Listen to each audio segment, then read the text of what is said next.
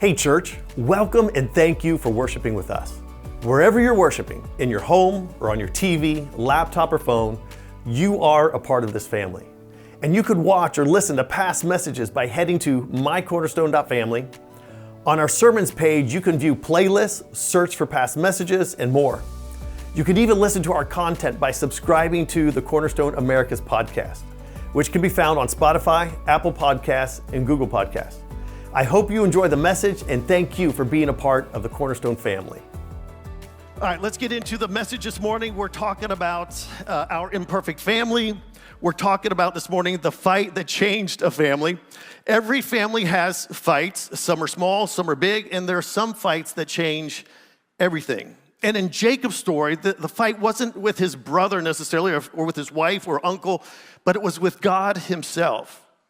I think the whole time that Jacob had been wrestling with these different people in his life, he was really wrestling with God. And there's a night at the Jabbok River that he struggles with a man. He actually wrestles with God. And today we're going to talk about that.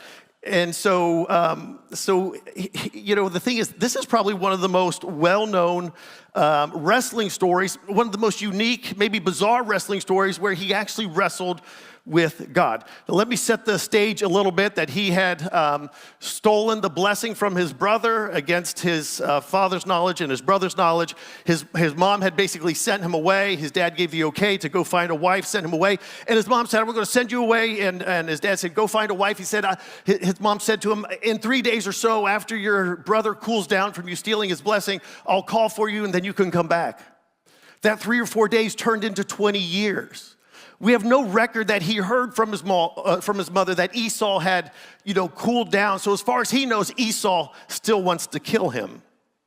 And yet he's traveling back to his homeland, back to his family, and he's going to encounter his brother, and he doesn't know what to expect. He doesn't know what is going to happen.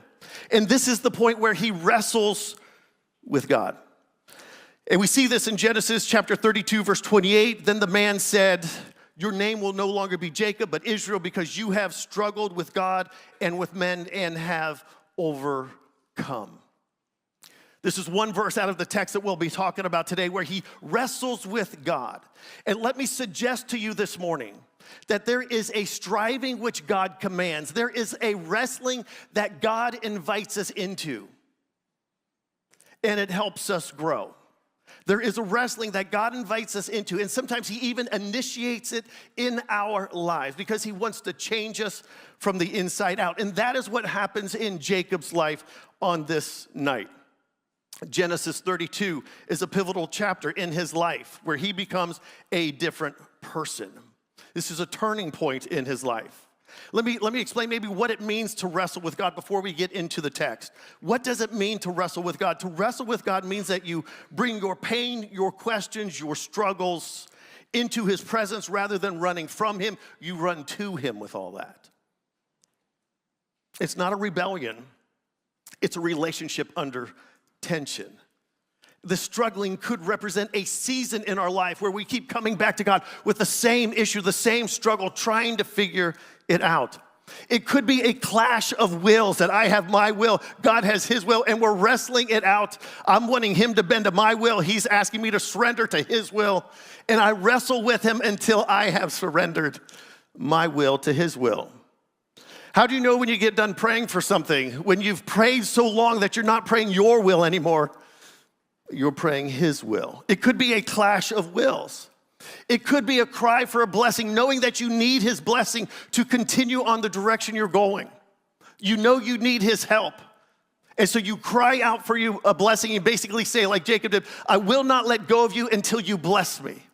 I think sometimes we need to go after God and keep going after God and keep going after him until he blesses us, until he changes us, until he's marked us by his presence. Another characteristic of struggling with God, it's an encounter with God where he marked us. We encounter his presence where we are left changed, never to be the same. Wrestling with God doesn't end in defeat, it ends in transformation. And that's what happened to Jacob. We may lose our strength in this wrestling match, but we gain God's strength in this wrestling match. You walk away in the light, changed. Your name is changed. You walk away with his blessing.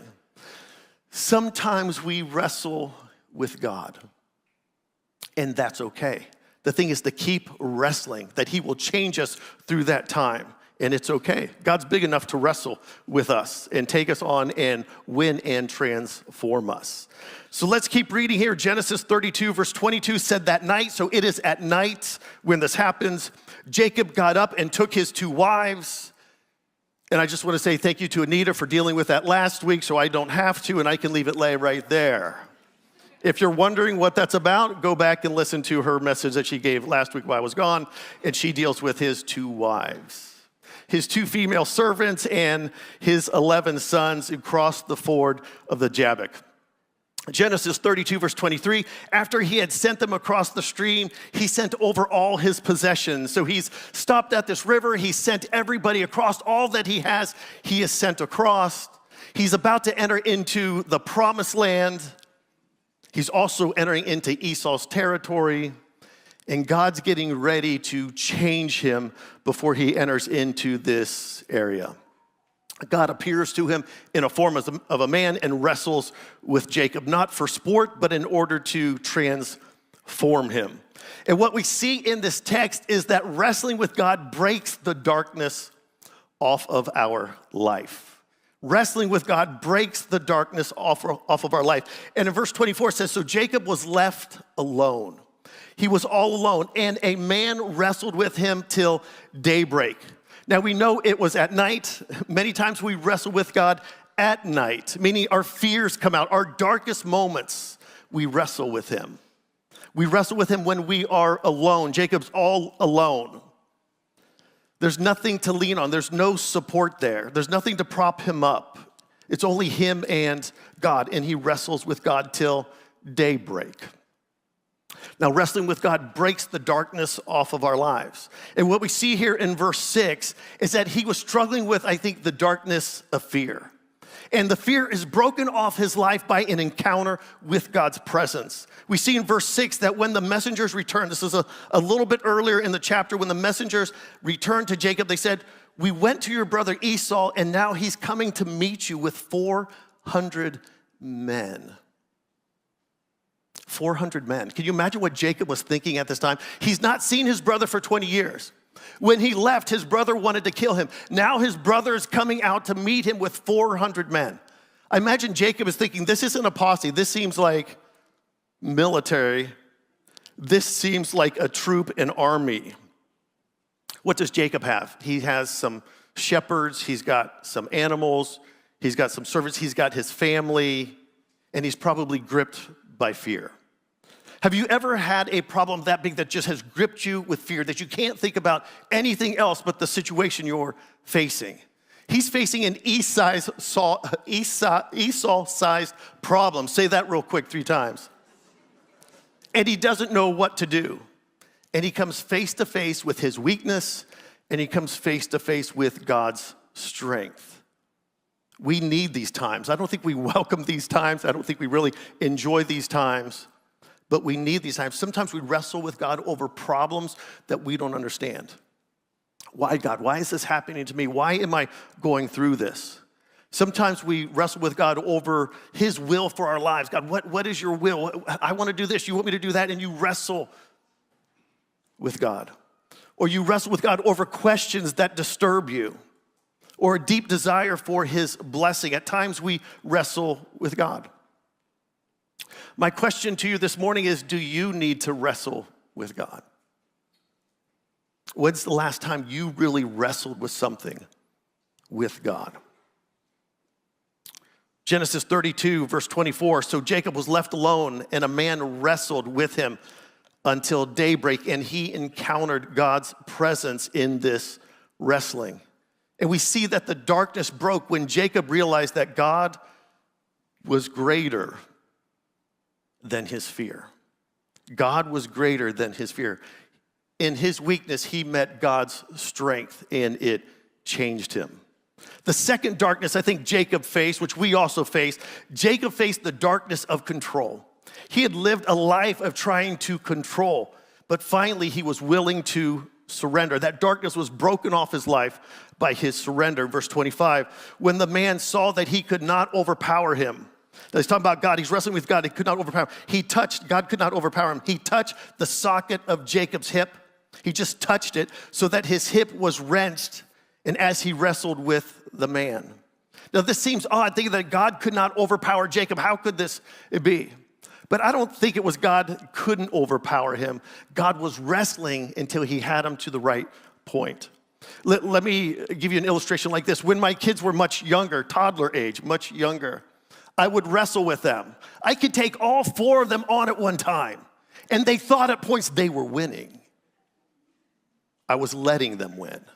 They thought maybe they had pinned me. At any minute, I could pin all 4 at one time and tickle them till they all tapped out, which sometimes I did. It's not that they could overpower me. I was letting them overpower me. And at any minute, I could take control of this wrestling match. I feel like God was in this wrestling match just like that, just like he was with a toddler, letting Jacob wrestle with him until he got to that moment. And then he touches his hip, and it comes out of socket. And this is a light tap. This isn't like he pulled it out of socket or anything. This is a touch. It's the power of God. And hit him right in his strength so that he is now weak and surrendered.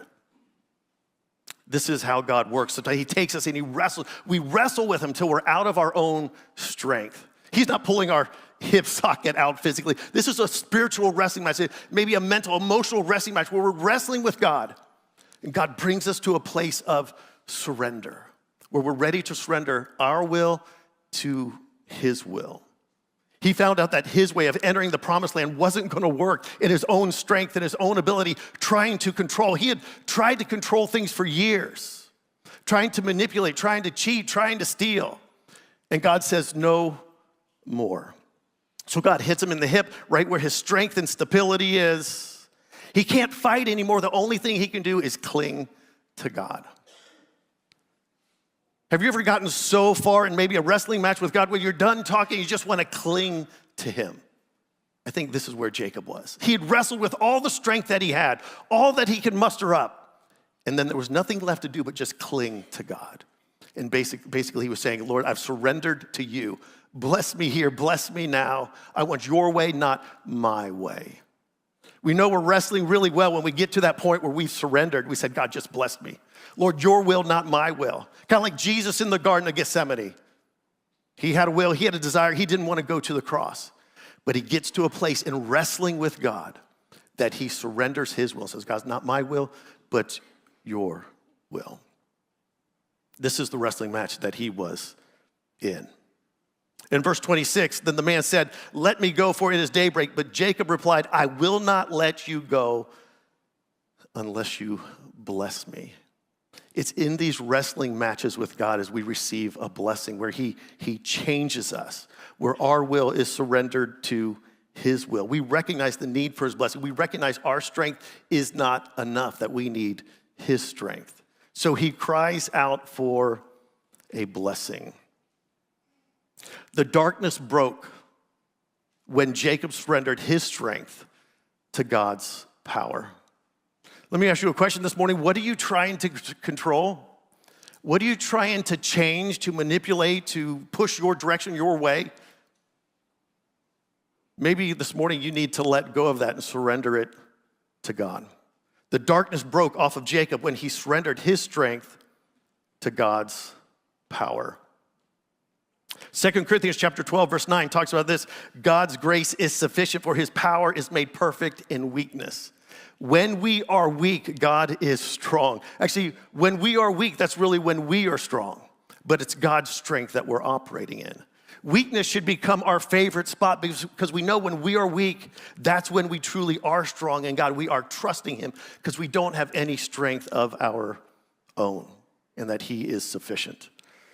Number 3, the darkness of deception. I think another darkness that he was struggling with was this darkness of deception that was broken when he confessed. In verse 27 said, the man asked him, what is your name? Jacob, he answered. This is very interesting that he asked him, what is your name? Of course God knew his name, but he wanted him to say it because his name meant grabber or heel grabber or supplanter or deceiver. That's what his name meant. And he had been doing that all his life. His character lined up with his name, Jacob. And so God asked him, what is your name? And he says, Jacob. And when he's doing this, he's confessing who he is. He is confessing how he has lived his life, trying to control, trying to manipulate, trying to deceive to get his way, or maybe even what he thought was God's way. The darkness of deception was broken with confession as he confesses his name. He's confessing his true nature to God. By speaking his name, he's confessing to God that he sinned against people by trying to deceive. Jacob finds himself in this wrestling match where he can't outwit God. He can't outmaneuver God. He might have been able to deceive and wrestle well with Esau all the way from his mother's womb. And maybe too with his father, and supposedly with other family members too, but he gets to this point where he can't out-wrestle God. You know, we might be able to fool the people around us. We might be able to manipulate and control certain circumstances around us, but we're not fooling God. He cannot be tricked, he cannot be deceived, and we can't win against him. And Jacob confesses the darkness broke when Jacob stopped pretending and started confessing. Let me ask you another question this morning. What do we need to confess to God? What confession do we need to make about what we've been trying to do, how we have been trying to live, how we have been trying to deceive? What do we need to get honest with ourselves and honest with God about? I think anybody who wants to take the Christian life seriously at some point is going to be wrestling with God. Wants to go beyond just religion or surface level Christianity or just coming to church on Sunday mornings, that we will find ourselves in situations where we are wrestling with God and we're holding on to him, wanting his blessing, wanting him to change us. When Jacob confessed his name, he was confessing what was at the core of his being. He is confessing how he had lived his life, and God's getting ready to change him. Number 4, the darkness, I think that was over Jacob's life, was a darkness of confusion. I think really identity confusion, which is a problem here too now. And it was broken, that he received a new identity from God. The darkness of confusion was broken by identity. We see this in verse 28. Then the man said, your name will no longer be Jacob. You're no longer a deceiver. You're no longer a heel grabber. He says, but you're Israel. This is where the children of Israel, this is where this name comes from. This is why we call Israel, Israel today. This is why right here. But Israel, because you have struggled with God and with humans and have overcome. God changes his name. Israel means one who strives, one who prevails, one who overcomes. Even means one who strives with God and prevails. The darkness of identity confusion. He didn't know who he really was. He was living a life as a deceiver, and God had called him to be something different. He said, you'll be Jacob no longer, but you shall be Israel. Because you've wrestled with God. God changes us. He gives us an identity. When we wrestle with him, he not only strengthens our faith, but we have a new identity in him. By changing Jacob's name, God was showing him that he had changed his heart. God changes our hearts in these wrestling matches with him. It wasn't really that Jacob overcame God, but Jacob overcame his sin as he wrestled with God. So we could say the darkness broke when Jacob received his new identity from God. Have you received a new identity from God? We all have this new identity in Christ. We're new creatures in Christ Jesus. We are sons and daughters of the King. Are we living with the identity that maybe the world has given us? Are we living with the identity that maybe our parents had given us, or our environment that we grew up in, or our greatest sin, our greatest struggle? Is that our identity? Or have we wrestled with God to the point where our identity is that we are sons and daughters of the King? That we are wearing the robe of righteousness that Jesus has given us. We have a new heart and a new life. We have a Father who has empowered us by his word and his spirit and has called us. He's wrestling. If you go to my next slide, He was wrestling. He was wrestling with his fear. He was wrestling with control. He was wrestling with deception. He was wrestling with confusion. And by wrestling with God, each of these were transformed. Fear was replaced by faith. Control was replaced by surrender. Deception was replaced by truth. And confusion was replaced by an identity in God. And so it's the same for us. When we wrestle with God, the darkness that is on our life is broken and the light comes in. What's also interesting about this story is it ends in blessing. That wrestling with God ends in a blessing. In verse 29, Jacob said, "Please tell me your name." But he replied, "Why do you ask my name?" Then he blessed him there. He receives a blessing in the midst of this wrestling. In verse 30, so Jacob called the place Peniel, saying, "It is because I saw God face to face, and yet my life was spared." He saw God face to face, and his life was spared. His life was changed. When we wrestle with God, we see him face to face. We see more of him. We see him more clearly. We see ourselves more clearly in the direction that God wants us to go. But he saw him face to face. And in chapter 33, verse 20, he says this. He says he built an altar there and named it after God, the God of Israel. He's not Jacob any longer. He's Israel. He builds an altar to the God of Israel. He becomes so personal. This is another place where for Jacob, his faith becomes so personal. He's seen God face to face. He's wrestled with him. He's been changed, and he builds this altar to worship. And he calls it at the altar the God of Israel. It's his God. There's so many places in Genesis where in talking about Jacob's life, it talks about the God of Abraham, the God of Isaac, but it doesn't talk very much about the God of Jacob. This is one of the few places where it talks about the God of Jacob. It's become personal to him, the God of Israel. His faith has become personal. It's become his. It's not his grandfather's anymore. It's not his father's anymore. It is his, and he's ready to live that out and walk that out. What's very interesting is Job had a similar experience that Jacob had as he was going through a very difficult time in his life where he had lost basically everything. And in Job 42, verse 5, this is what it says as he had gone through this really dark season. It says, "I had only heard about you before, but now I have seen you with my own eyes." In the worst of situations that Job went through, as he wrestled with God with what had happened in his life, he came face to face. He says, "I have seen you with my own eyes." Man, no matter what struggle we're going through, no matter what we're facing, as we wrestle with him, we come face to face with God in the midst of our darkness, and he brings light into it. We see him face to face. Something happens in this wrestling. And as I said before, I really think that Jacob had been wrestling with his brother Esau, fighting for the blessing, fighting for the birthright. He had wrestled with his father. He had wrestled with his uncle Laban, probably wrestled with a lot of other people too as he went through his life. But in reality, I think he was wrestling with God. I think sometimes we wrestle with people. Maybe we're wrestling with our spouse. We're wrestling with a coworker, a family member. Maybe the whole time we're really just wrestling with God. And we haven't surrendered that yet. And maybe those relationships around us would be changed if we would wrestle with God instead of wrestle with them. You know, one of the things we said in the marriage conference where we said, quit praying for your spouse to be changed and pray for you to be changed. That changes a lot of things in our closest relationships. We said maybe the biggest thing that could happen in the heart of your spouse this weekend could be what happens in your heart today.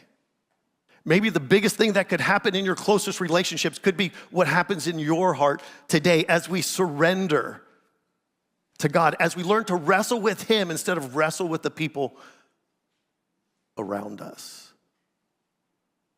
Maybe our business isn't really wrestling with those around us, but we need to wrestle with God. We need to grab our Bible and go into a room and be alone and wrestle with God and open it up and wrestle with the scriptures, wrestle with his word, wrestle with him until we've surrendered everything to him and walk out changed. I think every Christian at some point or another wrestles with God. I think we wrestle or we run. We can avoid that wrestling and run, and things get much more difficult. It's better to run to him and wrestle and allow him to change us by his presence.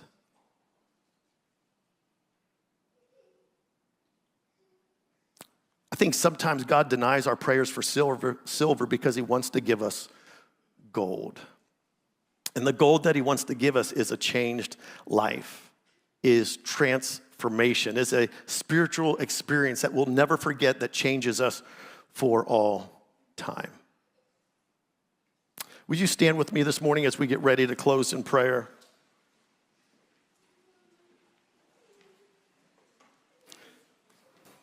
You know, Jacob didn't leave that night the same. He entered the darkness full of fear, full of control, deception, confusion, and he limped out of the dark into the light, surrendered, full of truth and a new identity. Maybe it's like you've been standing at the river. It's night in your life, so to speak. You're all alone. There's nothing really to lean on and prop you up. There's nothing left really around you that you can trust in. Maybe you're faced with a very large problem, and yet God is there. Maybe the problem's of our own making. Jacob's problem was of his own making, and yet God meets him where he was.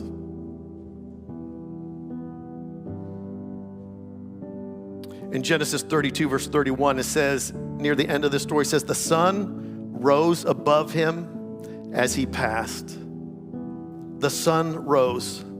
The physical sunrise reflects, I think, a spiritual sunrise on Jacob's life. That while he had been in a spiritual darkness before, there was spiritual light coming into his life, that he had been changed forever.